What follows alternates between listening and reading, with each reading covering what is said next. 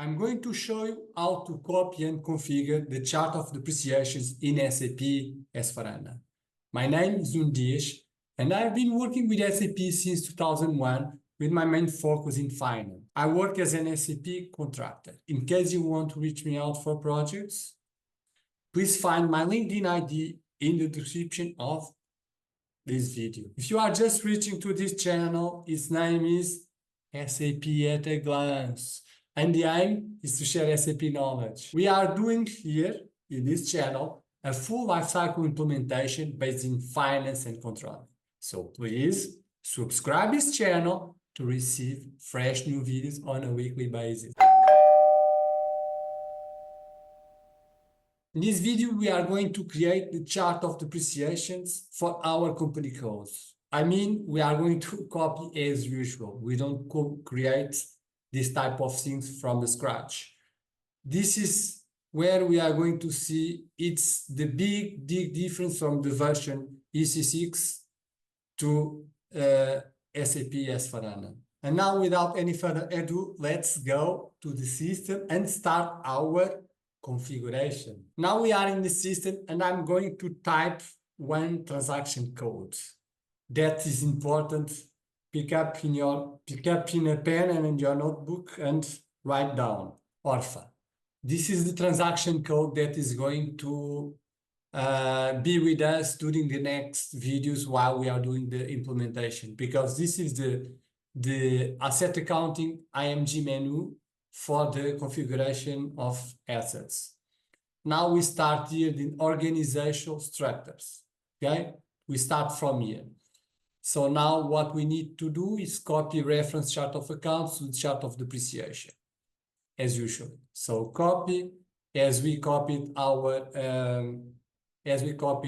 company codes from 1010, the chart of depreciation is also 1010, and we are going to name it D99 as our company code. So now we press there, okay. Yes, I want to transport the number ranges, and then it's done.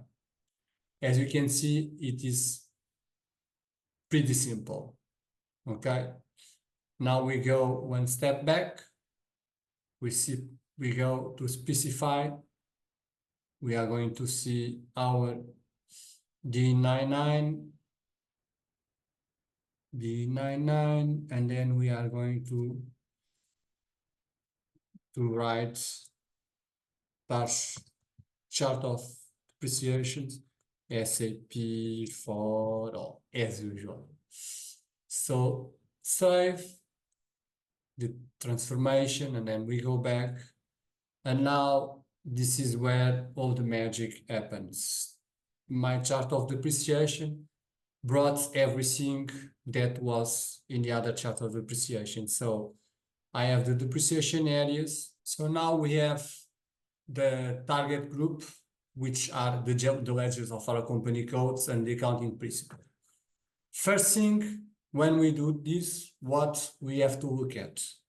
We have to compare our ledgers and our accounting principles to our company code, which means that if I don't have the same ledgers here as I have to assign to my company codes, when I assign the chart of account, when I assign the chart of depreciation to my company code, I'm going to have an error. We need to go to another transaction in configuration to see what are the ledgers that I have for my company code and the accounting principles for that ledger, okay? So now what I'm going to do, I have another screen here open, and then I'm going to show you that you need to go financial accounting, or you go to transaction code fiscal ledger, or you go to financial accounting, global settings, ledgers, and then define ledgers for currency types. We click there, and then we are there, and then what we do, we are going to validate. So then I'm going to see here is one. My company code is not there. Good. I know that for these two, my company code is there. This one is only this company code, so we are fine. And then this one,